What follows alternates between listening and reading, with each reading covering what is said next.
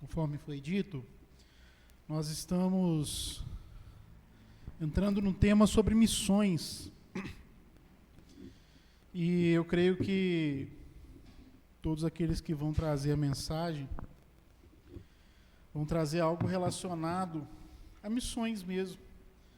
E nós temos, conforme também foi dito, o costume de atribuir missões àquele departamento que direciona irmãos para outros países, e sim, essa também é parte da missão. Mas ela é uma extensão daquela missão, da mesma coisa que a igreja local ela precisa fazer. E é interessante que foi atribuído a Martinho Lutero uma frase que nunca foi comprovada que é dele, mas que se fosse ele estaria redondamente enganado. Que diz que, a frase diz o seguinte: pregue, pregue, pregue, se necessário, use as palavras. Essa frase não poderia estar mais enganada. Porque é da vontade de Deus que o evangelho seja pregado com palavras. Nós devemos pregar, nós devemos falar, usar palavras. A nossa vida é um testemunho daquilo que dizemos. Ela deve ser um testemunho daquilo que nós falamos, que nós professamos e aquilo que nós pregamos. Então nós precisamos falar. E nós falamos daquilo que nós testemunhamos, e nós testemunhamos porque nós passamos por aquilo. Nós sofremos, entre aspas, algo quando o evangelho nos alcançou. Eu gosto sempre de lembrar, creio que já devo ter falado aqui umas 2 vezes, da analogia que o Paul Washer ele faz a respeito de quando ele vai pregar, o exemplo que ele deu. Que se ele fosse pregar num lugar, aí ele de repente chegou atrasado. E ele chega atrasado, todo esbaforido ali, correndo, e pede desculpa: irmãos, me perdoem pelo meu atraso, eu cheguei atrasado porque o pneu do meu carro furou, e eu fui trocar o pneu, aí o parafuso do pneu, da roda ali, caiu e foi rolando para o meio do asfalto, veio um caminhão e me acertou e me atropelou. Por isso que eu atrasei. Faz algum sentido, meu irmão? Alguém que foi atropelado por um caminhão, chegar ali, o único problema que o caminhão causou foi atraso. Então, o que ele está dizendo é isso. O encontro com o Senhor Jesus, ele é semelhante a uma batida de caminhão. Nós vamos voltar diferente. Em ambas nós vamos voltar mudados, né? A do caminhão, a diferença vai ser um pouco mais esquisita, né? Mas nós vamos voltar diferentes. E essa diferença ela tem que resplandecer na nossa vida. Essa diferença ela precisa estar evidente em nós. Nós vamos, com isso, meditar naquilo que Paulo escreveu aos Coríntios, na segunda carta aos Coríntios, no capítulo 5, a partir do verso 18. Do versículo 18. Nós vamos ler até o 21, que é o versículo final. Onde ele vai tratar a respeito disso. Na verdade, do 16. Nós vamos ler do 16 ao 21. Versículo 16. Onde ele vai tratar a respeito desse encontro. Aquele que foi encontrado por Cristo. Ele vai tratar aqui com a gente. Os irmãos acham aí, eu vou só organizar meus... Aí, agora sim.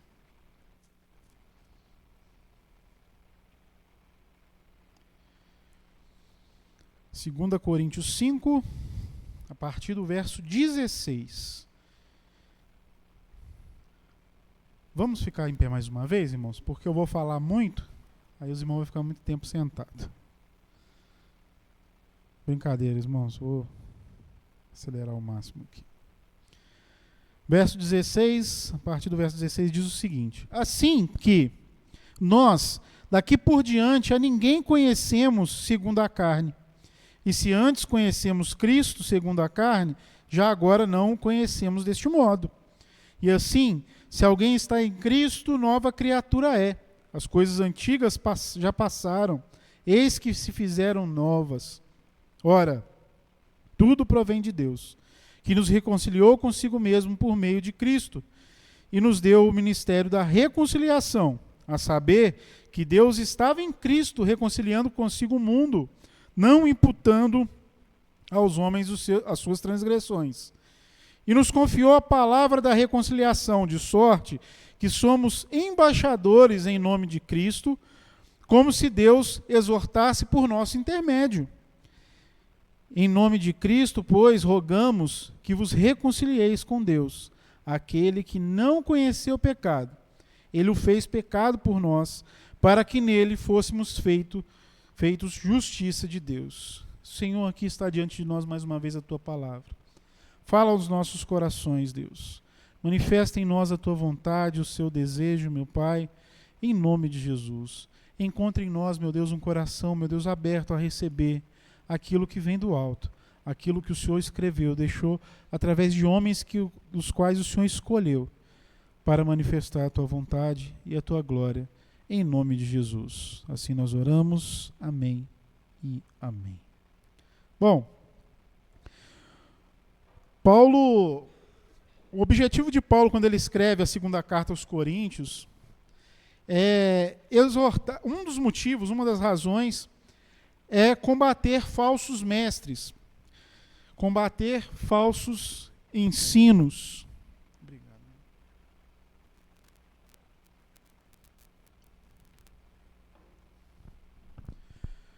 Esses falsos mestres, eles ensinavam coisas diferentes que Paulo ensinou desde a fundação da igreja em Corinto.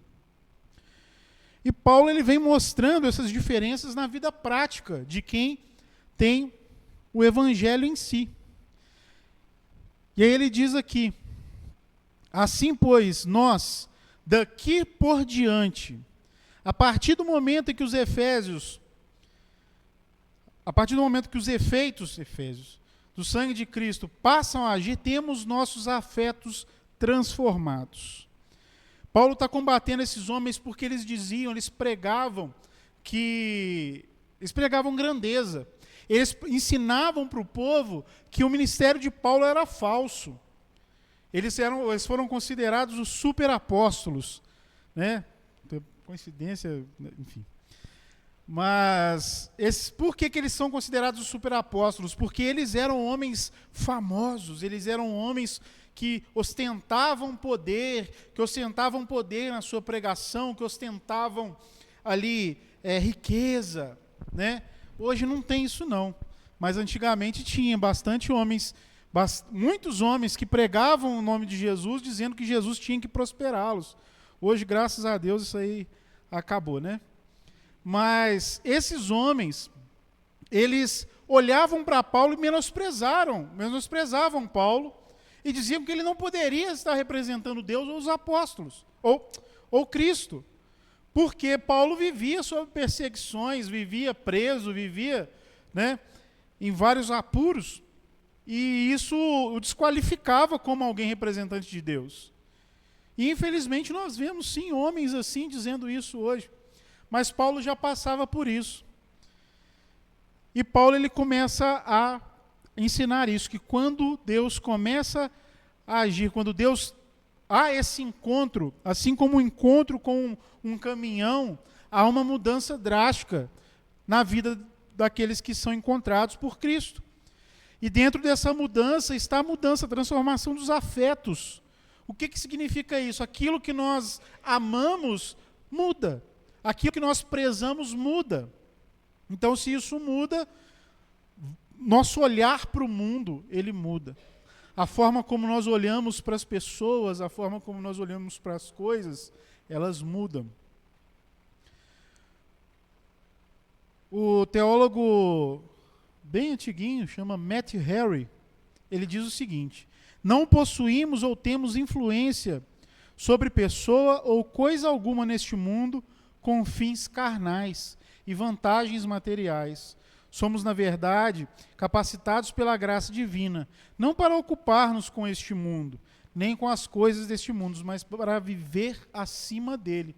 Nós comentávamos um pouco disso de manhã, né, na escola dominical, a forma como nós olhamos para as coisas do mundo,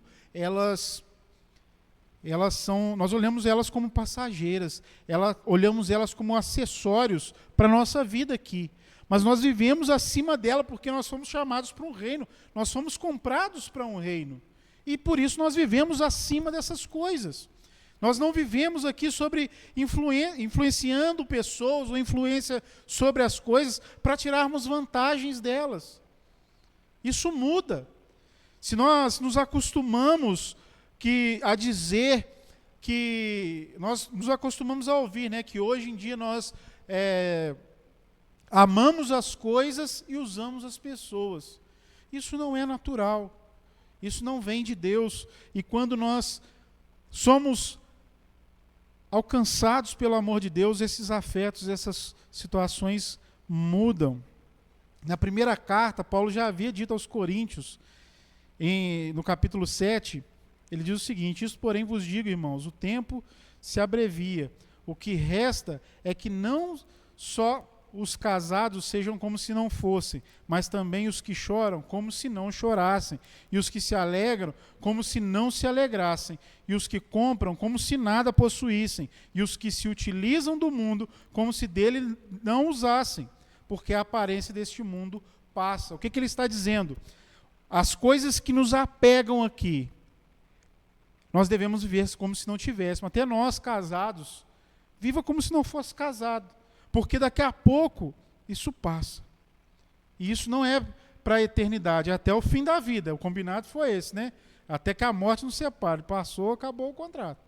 Então, nós vivemos dessa forma. Se nós compramos as coisas, nós vivemos como se não comprássemos. Nós não vivemos dependentes daquilo que o mundo tem, daquilo que nós podemos possuir.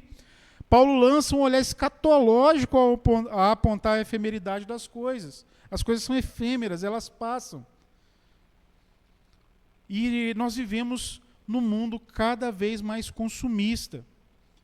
Um mundo que, por causa do consumismo, leva as pessoas a serem mais produtivas, né? A gente sempre conversa sobre isso. O mundo, nós queremos ter, e as redes sociais e as mídias estão sempre empurrando um produto novo para a gente olhar, e a gente até diz, né? Eu não sabia que eu precisava disso até eu conhecer. A gente fala muito isso, né? Ver um produto ali, nossa, eu nem sabia que eu precisava disso, mas agora eu preciso como se fosse caso de vida ou morte. Nós olhamos dessa forma para as coisas. Esse mundo se tornou dessa forma. Nós nos apegamos ao mundo como se nós dependêssemos dele. E é isso que Paulo está ensinando. A contrariar essa ideia mundana, de que as coisas têm valor profundo para nós, valor que nós não podemos abrir mão, sim, nós devemos andar como se não precisássemos das coisas desse mundo. Nós podemos usufruir do mundo, podemos usar aquilo que o mundo oferece, sim, nós podemos. Mas isso não é o fim principal do homem, não é o fim para qual nós fomos feitos. E uma vez que nós caímos da graça e agimos dessa forma, outra vez Deus nos resgatou para que nós vivêssemos de forma diferente disso. Paulo diz aqui no verso 17, e assim, se alguém está em Cristo, nova criatura é, as coisas antigas já passaram, eis que se fizeram novas. Então nós olhamos para esses dois primeiros versículos que nós lemos. Assim que nós, no 16, assim que nós daqui por diante a ninguém conhecemos segundo a carne. O que ele está dizendo? Esses afetos que mudam o nosso olhar sobre as pessoas. Primeiro nós dizemos sobre as coisas. Nós já não olhamos mais as coisas como se aquilo fosse essencial à nossa vida, ou se aquilo fosse um Deus para nós, ou como se a nossa vida dependesse daquilo, ou como se nós devêssemos viver em prol daquilo. Mas nós passamos a deixar de lado o consumismo. O consumismo é algo que não vem de Deus. Da mesma forma, nós olhamos para as pessoas de um modo diferente. Nós começamos a prezar. Aqui ele está dizendo, nós não olhamos segundo a carne. E se nós olhávamos para Cristo, assim como esses homens olhavam, esses homens que combatiam Paulo, se nós olhávamos para Cristo com os olhos da carne, hoje nós não olhamos mais, porque quem olha com os olhos da carne vai aprovar isso. Não, Deus vai me dar, Deus vai me abençoar, Deus vai me dar, Deus vai me abençoar, Deus vai encher os meus celeiros, né? E não é isso que o Senhor Jesus veio fazer. Ele veio mudar esses afetos, ele veio mudar. E ele diz, e se assim, se alguém está em Cristo, é nova criatura. Essas coisas antigas já passaram, eis que se fizeram novas. Então nós olhamos agora para as pessoas, olhamos uns para os outros com valor. Nós olhamos uns aos outros, olhando para aquela pessoa como se ela tivesse valor, e de fato ela tem. Por isso, nós mudamos o nosso olhar sobre ela. Matthew Henry, mais uma vez, ele diz o seguinte: bons cristãos devem desfrutar dos confortos dessa vida e de suas relações neste mundo, com uma indiferença santa. Essas coisas são indiferentes para nós. Nós somos indiferentes a essas coisas. Essas coisas não nos abalam. Como disse Paulo lá atrás, né, em 1 Coríntios, que nós falamos aqui, se temos ou não temos, não faz diferença. Se temos carro, se não temos carro, nós vivemos. Se temos casa, não temos casa, nós vivemos. O que Deus nos der, nós recebemos. O que Ele não nos der, não é dele. E é perfeitamente normal a gente desejar trabalhar pelas coisas, pelo conforto. Temos sim esse direito. Mas isso não deve tomar o nosso tempo, o nosso coração. Isso não deve encher o nosso coração como o fim das coisas. Nós devemos ser indiferentes a elas. Então, se alguém está em Cristo, não é apenas... Nossa, tem um salto aqui enorme. Só um minuto. Então nós passamos a desprezar essas coisas.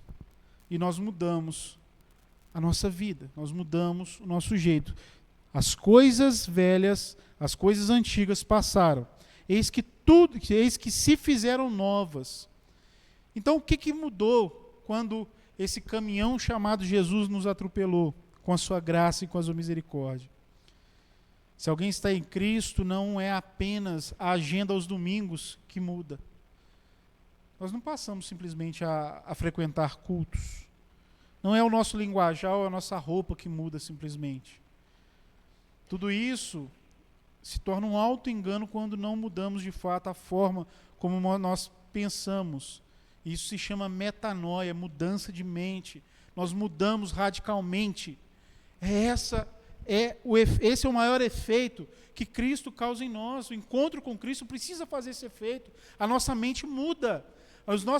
No nosso olhar ao outro, às outras pessoas, e o nosso olhar para o próprio Cristo muda. Porque o mundo não enxerga Cristo como nós enxergamos.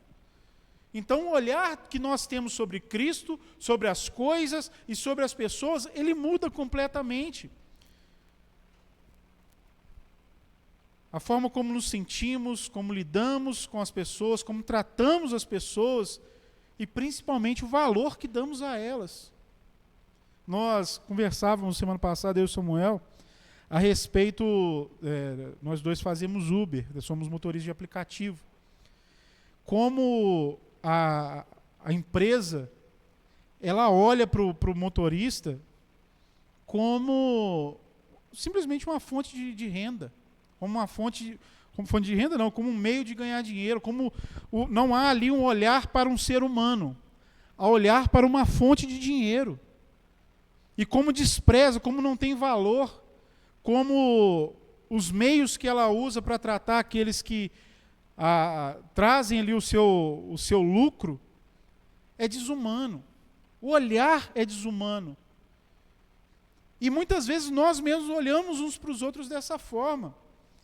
Porque às vezes nós ocupamos o lugar desejamos tanto algo, que nós ocupamos esse lugar, de olhar as pessoas como um objeto a nos satisfazer, a um objeto a nos servir àquilo que desejamos. Mas quando Cristo bate na gente, né, com aquele impacto de um caminhão bitoneira gigantesco. É um novo mundo que se forma dentro de nós. Mesmo que os resquícios do velho homem ainda teimam em se manifestar, rapidamente ele é dominado, pois o poder da regeneração traz consigo o poder do Espírito Santo. Traz sensibilidade do Espírito Santo, para nós reconhecermos os nossos pecados, para nós sabermos que nós devemos mudar o nosso caminho. E é Ele quem nos convence do pecado. E uma vez convencidos do pecado, nós mudamos a nossa direção, nós mudamos o nosso modo de tratar as coisas, as pessoas e o próprio Cristo. E um outro aspecto no encontro com Cristo que é fundamental a nós, é o simples fato de se tratar do fim pelo qual o Senhor morreu. Por que Jesus morreu? Ele morreu para nos reconciliar. Então, o primeiro aspecto, nós olhamos a regeneração, como o poder de Deus, o encontro com Cristo nos regenera, somos regenerados em Cristo. E aqui ele diz a respeito da reconciliação. Ora, tudo provém de Deus, tudo isso vem de Deus. Todas essas coisas, toda essa mudança vem da parte de Deus, não somos nós que decidimos mudar. E ele diz, ora, tudo provém de Deus, que nos reconciliou consigo mesmo por meio de Cristo e nos deu o ministério da reconciliação. Para compreender isso, a gente precisa entender, ter sempre na nossa mente, afiados na nossa mente, uma doutrina que nós subscrevemos, que é a doutrina a doutrina da Trindade. Deus é um, nós temos um só Deus, manifesto em três pessoas distintas: Pai, Filho e Espírito Santo. Os três formam uma só unidade que é Deus. Nós temos um Deus, nós somos monoteístas. Mas esse Deus, ele tem três pessoas.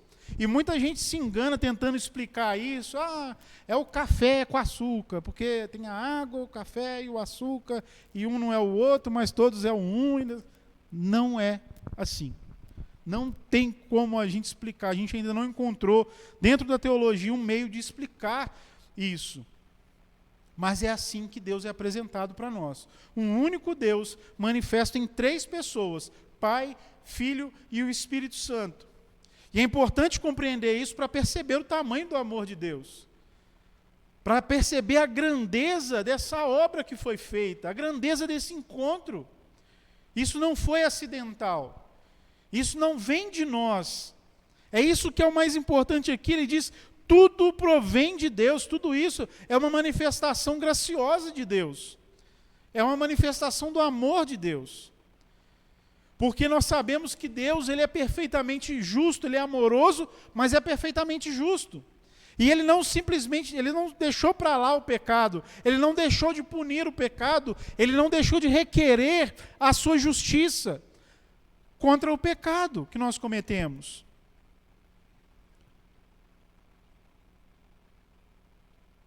Por isso não adianta a gente tentar forçar a reconciliação com Deus e tentar fingir uma regeneração.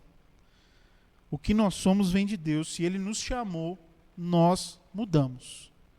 A mudança chega. Ninguém chama um caminhão para um acidente. Ninguém abre os peitos e fala, vem caminhão. Nós não temos a capacidade de olhar para Deus e dizer, Deus, eu te quero. O próprio Paul Washer, que eu usei no início como exemplo, ele diz isso.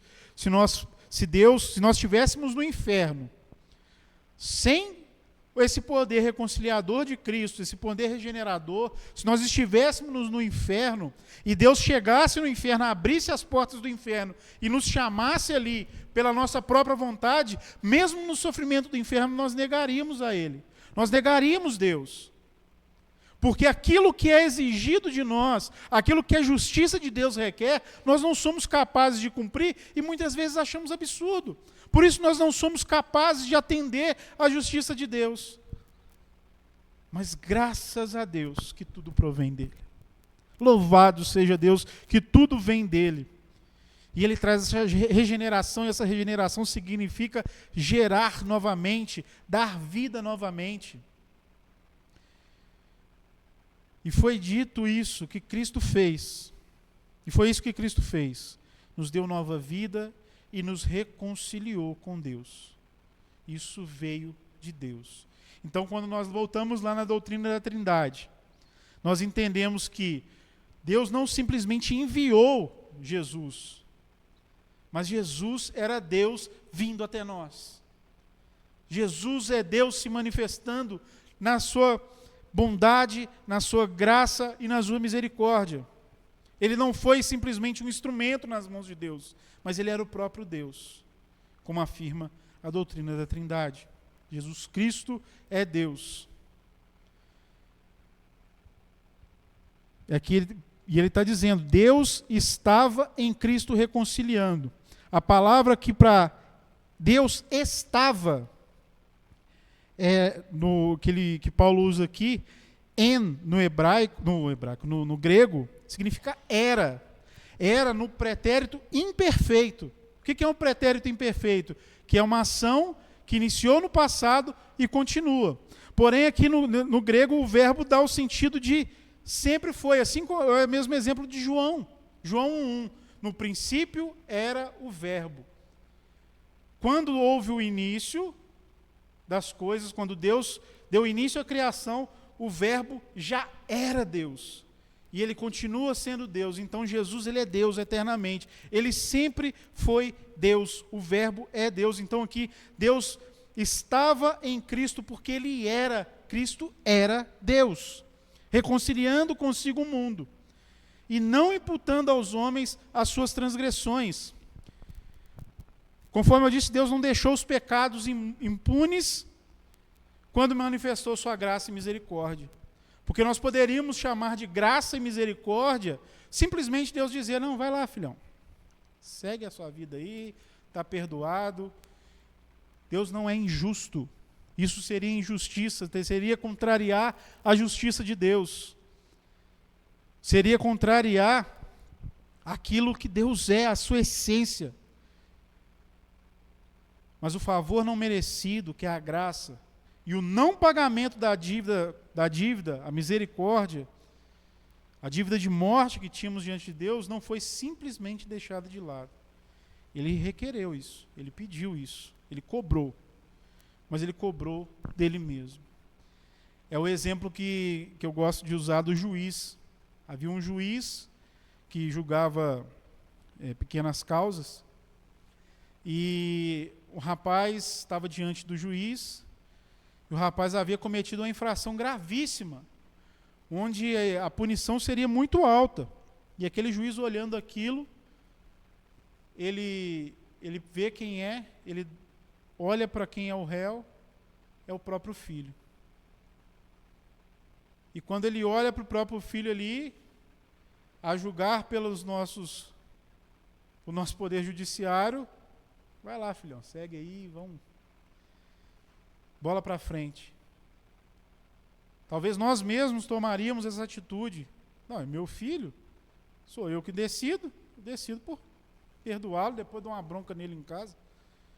Talvez nós decidíssemos dessa forma. Mas Deus não.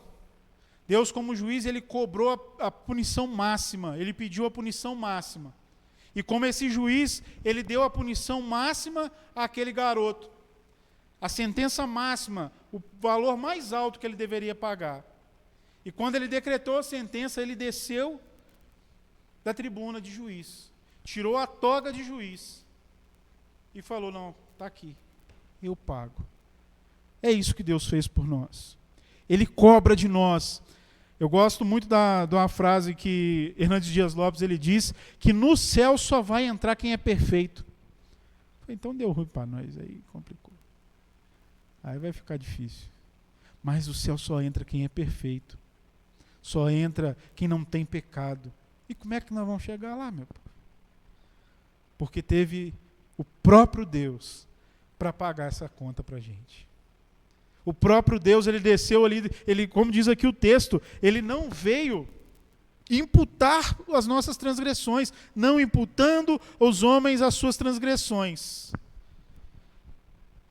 Ele não trouxe o martelo de juiz, mas ele veio como graça. Com isso percebemos também a gravidade dos nossos pecados, a gravidade dos efeitos do pecado em nós. Somos incapazes de nos direcionar a Deus para buscá-lo, apesar das nossas tentativas. Nós não temos a grana para pagar essa dívida. Nós não temos condições de buscar a Deus, de nos reconciliar com Deus, de nos regenerar, como se fosse uma estrela do mar que quando perde um membro se regenera. Nós não temos essa capacidade de nos regenerar, de tornar a nossa essência conforme éramos antes da queda. Nós não temos essa capacidade. O pecado afetou tudo isso. Mas o pecado, ele não tirou de nós aquilo que a teologia chama de semen religiones, ou sensus divinitatis, ou seja, a semente da religião, que é a necessidade de se relacionar com o Criador, e o senso de divindade, que é o reconhecimento de que existe um Deus pessoal e relacional. A gente percebe, quando a gente vê algum documentário, quando vê algum livro de história, todos os povos, por mais isolados que sejam, sempre tem uma figura divina. Como é que a gente soube disso? Que precisava de um Deus. Porque não fomos nós que inventamos isso. Isso está implantado em nós. Nós reconhecemos a necessidade de um Deus. Porém, a iniciativa de mostrar o caminho, a verdade salvadora e que nos dá a vida, vem do amor dele. Se não fosse isso, nós estaríamos perdidos. Nós estaríamos como cegos, como diz Paulo, está procurando como se fosse tateando no escuro. Como se apagasse a luz. Não sei quem já brincou de cabra cega quando era criança, que tapa o olho, roda a pessoa, ela fica tonta e cega. É assim que nós procuramos Deus se Deus não vier até nós. Nós sabemos que precisamos dele. O mundo sabe. Até mesmo um ateu sabe que há uma divindade. É impossível esse mundo ter se formado sozinho. A própria ciência já reconhece isso. Não é possível que não haja um Criador. Eles vão dar argumentos e números, e tudo bem, cada um com o que acredita. Mas nós temos algo que eles não têm, que é a revelação do próprio Deus, que é a manifestação do próprio Deus. E isso é uma obra graciosa, pois além de não imputar a nós o pecado como um ato de misericórdia, ele mesmo abre esse caminho e nos dá condições de nos voltar a ele. Isso é esse processo que nós chamamos de reconciliação. Por ele nós somos reconciliados. O próprio Deus, na figura, na pessoa de Jesus Cristo, nos reconcilia com ele. E o texto diz: ele não imputa as suas transgressões e nos confiou a palavra da reconciliação. De sorte que somos embaixadores em nome de Cristo, como se Deus exortasse por nosso intermédio. Ora, a gente não estava perdido até agora mesmo aqui? Nós não necessitávamos de Deus para iluminar os nossos caminhos? Nós não tínhamos condições nenhuma de alcançar a Deus? E ele não só perdoa os nossos pecados, ele não só nos regenera, ele não só nos relaciona novamente, não se relaciona novamente conosco, mas agora ele nos comissiona, ele nos chama a anunciar tudo isso às outras pessoas. Toda essa obra que nós falamos até aqui, a sua graça, a tua misericórdia, a reconciliação com o próprio Deus, ele nos chamou para fazer isso. De sorte que somos embaixadores em Cristo, como se Deus exortasse o mundo por nosso intermédio. Em nome de Cristo, pois rogamos que vos reconcilieis com Deus. Nós temos uma mensagem agora. Nós somos reconciliados com Deus, nós somos regenerados, nós somos comprados pelo sangue de Cristo. Agora nós temos uma mensagem, nós temos algo a dizer para o mundo, que vem da parte de Deus. Pois se de fato nós somos regenerados pela graça do Senhor, se nós somos reconciliados através de Cristo com Deus, se nós temos mesmo esse encontro com Deus, e se os nossos afetos mudaram, porque o encontro com Deus ele deixa marcas, assim como o encontro com um caminhão deixa bastante marca, O encontro com Cristo é a mesma coisa. Então, se isso aconteceu conosco, automaticamente nós somos investidos de um poder moral, fraternal e urgente de anunciá-lo.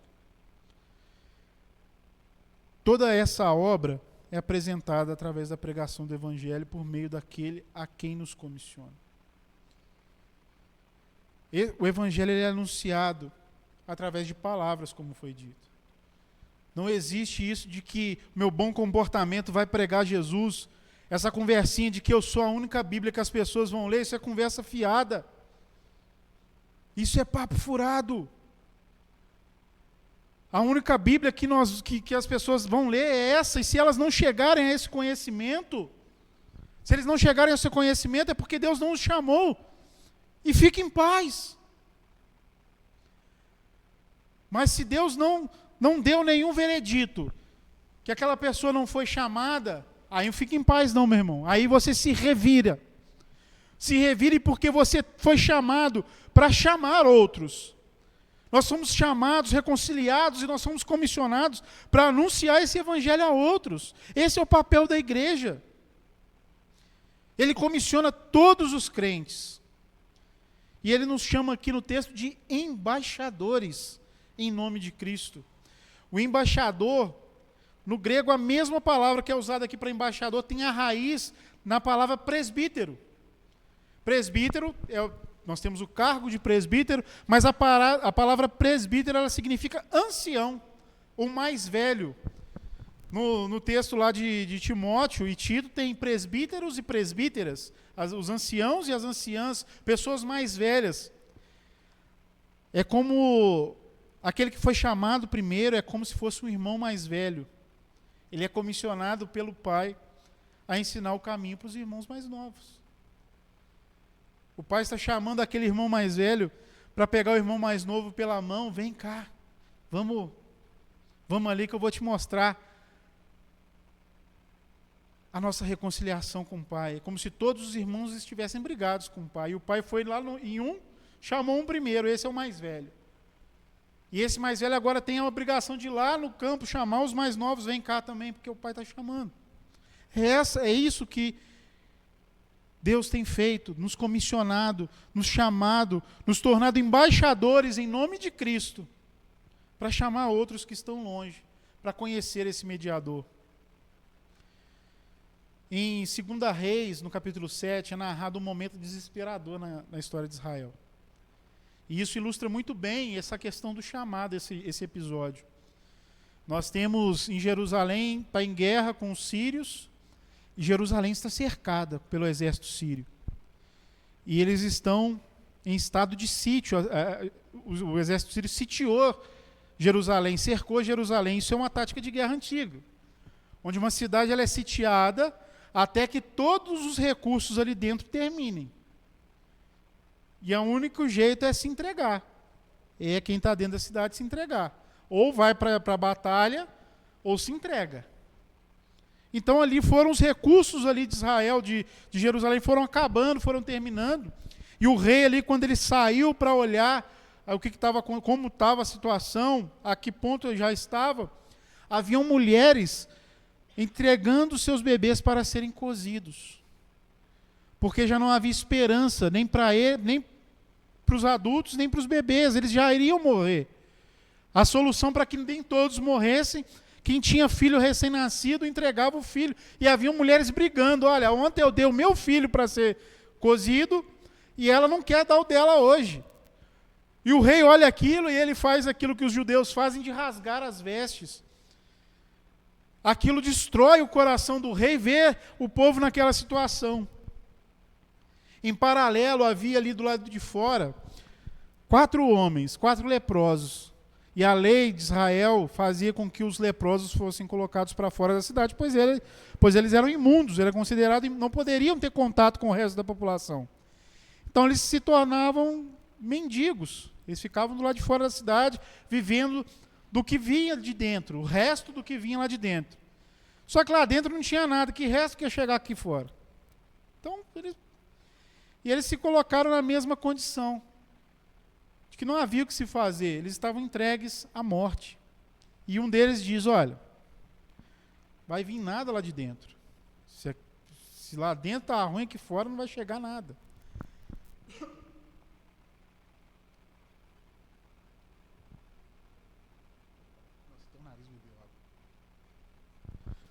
Então ele tem uma ideia, olha, vamos lá no acampamento sírio, porque lá tem comida. E a gente chega e pede. O pior que eles podem fazer é adiantar o processo e matar a gente, porque morrer a gente já vai.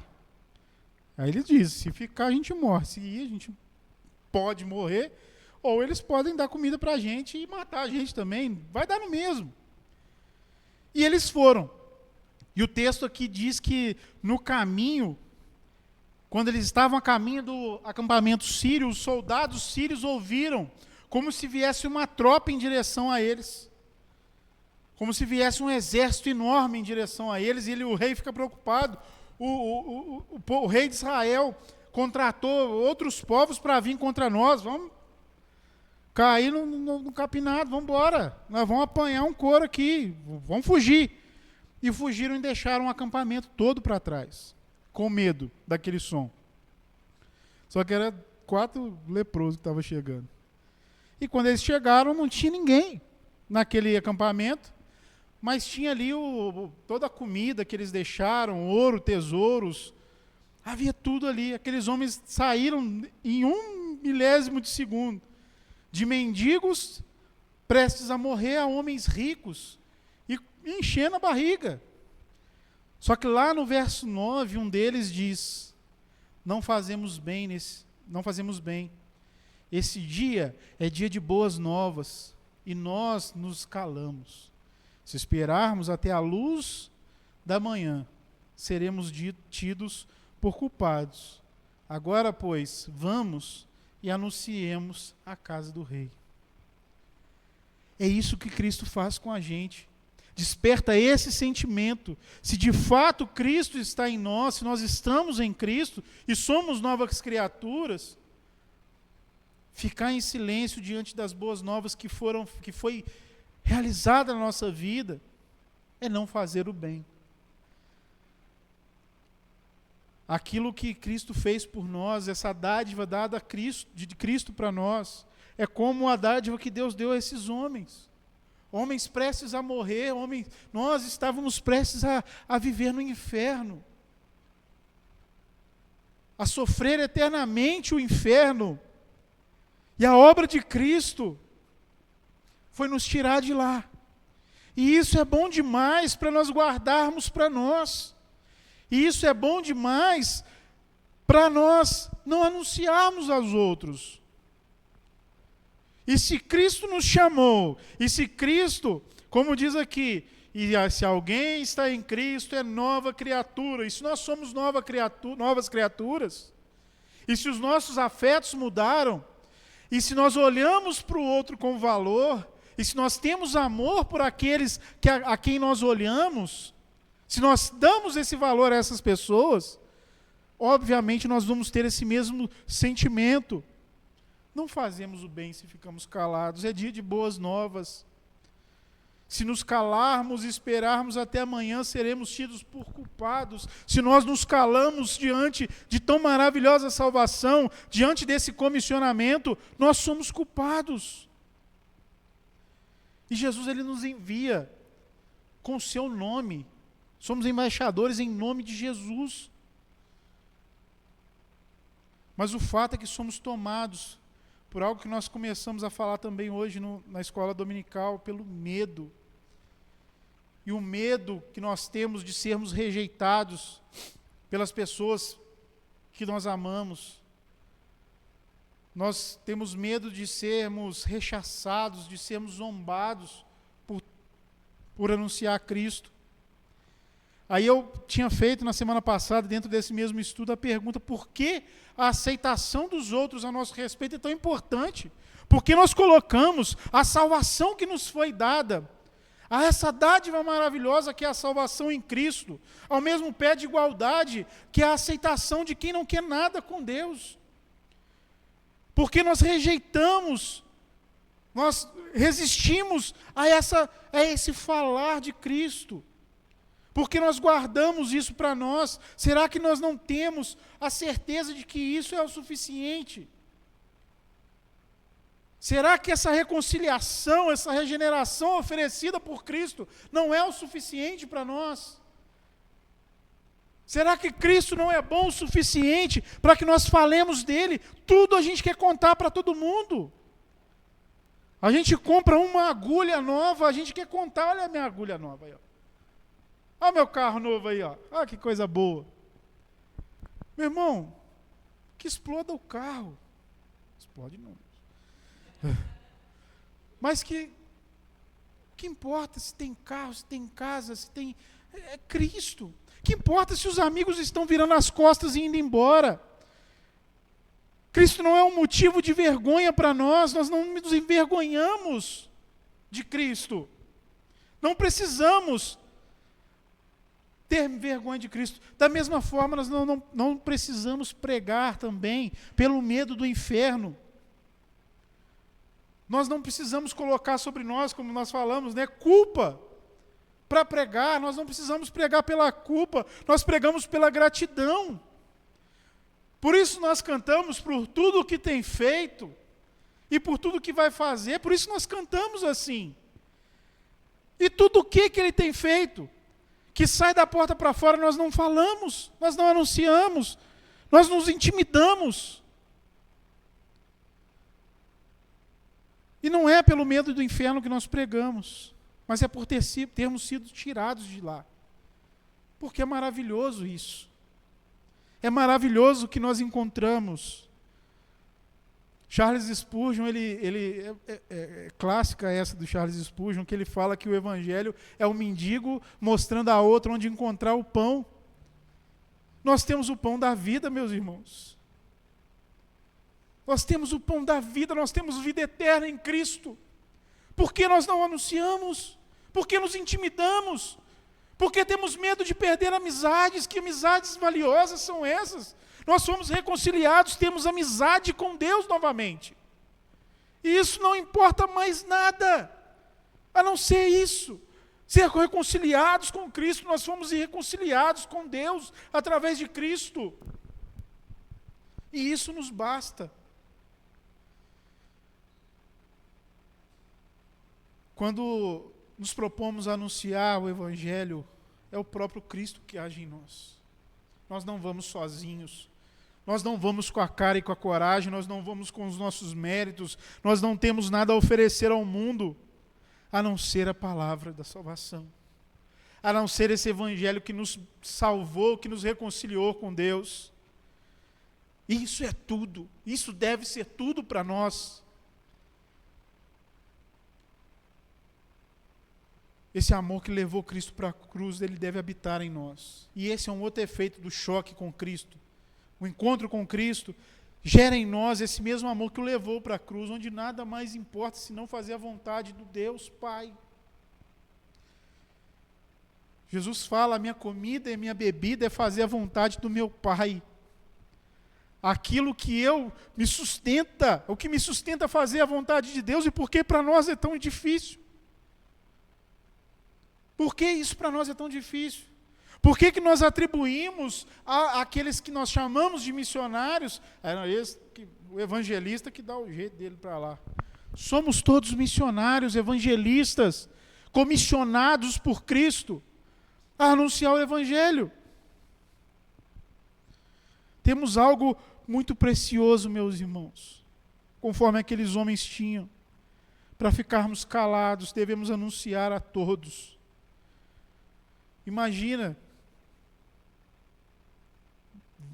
traz esse pensamento, você sabendo que lá dentro dos muros, crianças estão sendo mortas, pessoas estão indo para o inferno, e você está ali, quietinho, se preservando, né? Afinal, tem tanto a perder, e as pessoas indo para o inferno. Precisamos anunciar a Cristo. Mesmo quando nós somos transformados, o pecado ainda exerce algum tipo de influência. Ali, de forma sorrateira. Por isso que nós clamamos perdão o tempo todo a Cristo. O pecado ainda dá uma mexida com a gente. O velho homem teima em aparecer e a carne ainda milita contra o espírito. Por isso que nós nos fechamos a pregar. Por isso que nós nos acovardamos. Porque o velho homem milita, a carne milita contra as coisas do espírito. E isso que nos faz recuar diante do chamado, muitas vezes colocando nossas particularidades à frente do chamado. E é disso que nós devemos nos arrepender, meus irmãos. Quando nós somos regenerados, reconciliados com Deus, o Espírito Santo, Ele vai mostrar para nós a urgência do Evangelho. Porque nós temos em nossas mãos ali, diante de nós, de onde nós fomos tirados.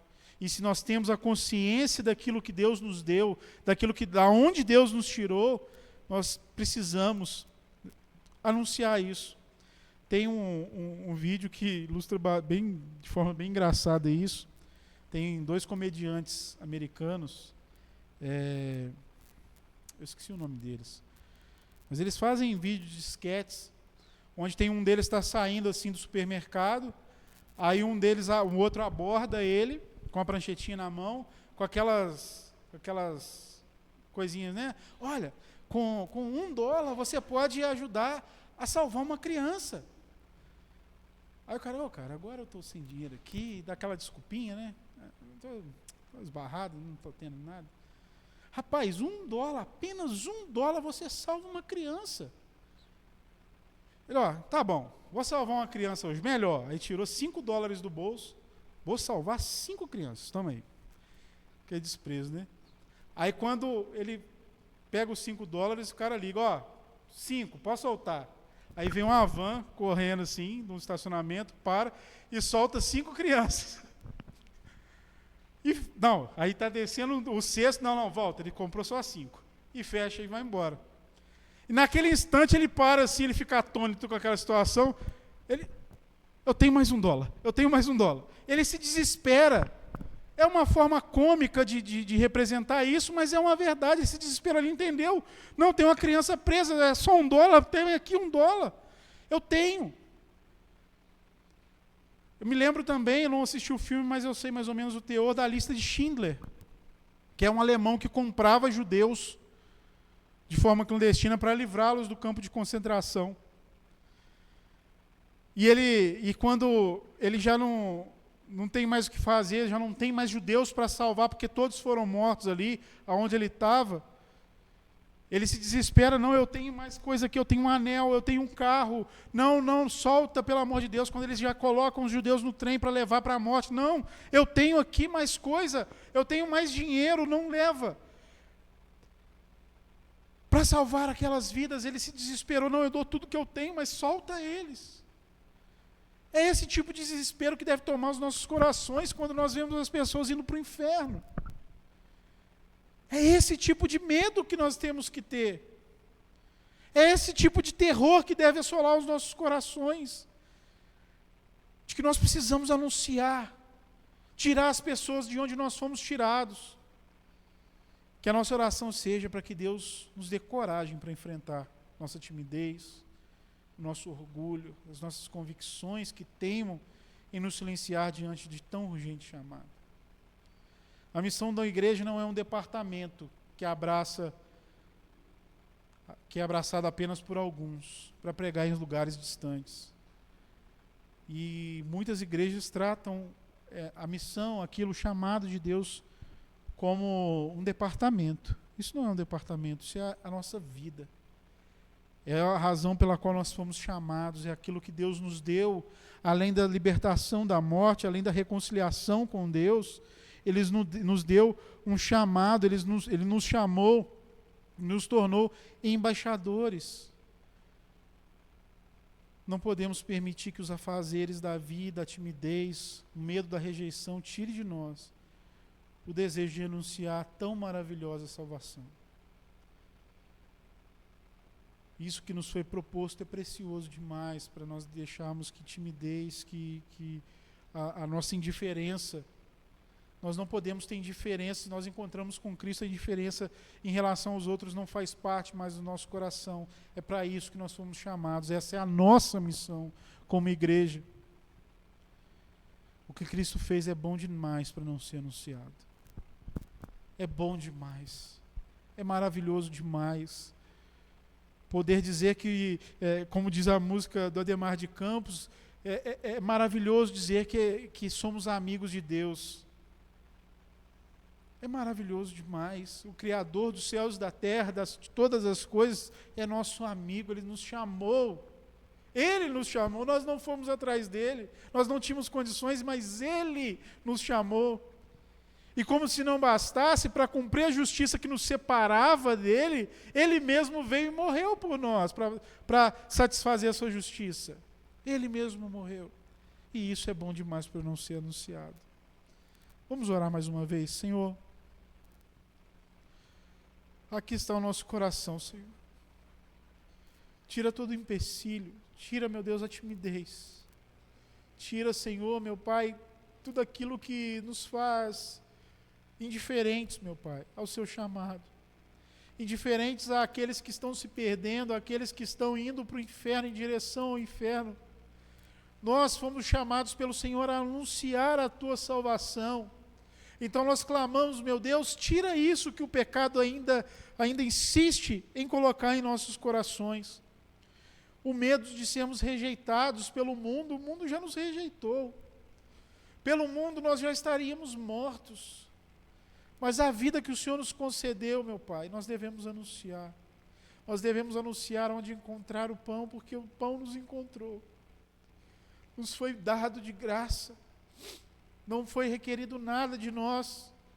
O que é requerido de nós agora é anunciar tudo isso. É de graça. Nós não devemos pagar mais nada. Deus, que o Senhor nos abençoe a cumprir a sua missão. Abençoe as missões em povos não alcançados. Abençoe os missionários, dê a eles força, sustento. Dê a eles, meu Deus, a capacidade, meu Pai, de pregar o teu evangelho. Mas que isso comece aqui, em nós, a cumprir a sua missão.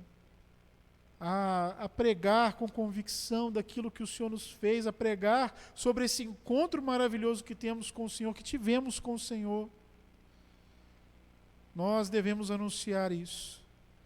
Em nome de Jesus, meu Pai, perdoa. Perdoa o nosso silêncio, a nossa indiferença. E nos capacita, Senhor. Nos torna aptos a falar do Senhor.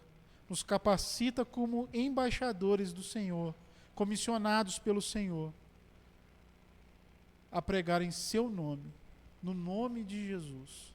Assim nós oramos, crendo que o Senhor fará maravilhas em nós, através de nós, no meio da sua igreja.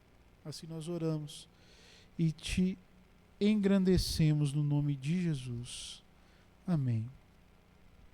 Irmãos, quando nessa mesma carta que nós lemos de Paulo, 2 Coríntios, lá no capítulo 13, no verso 13, Paulo, ao se despedir dos irmãos, ele diz o seguinte: a graça do Senhor Jesus Cristo e o amor de Deus e a comunhão do Espírito Santo sejam com todos vós.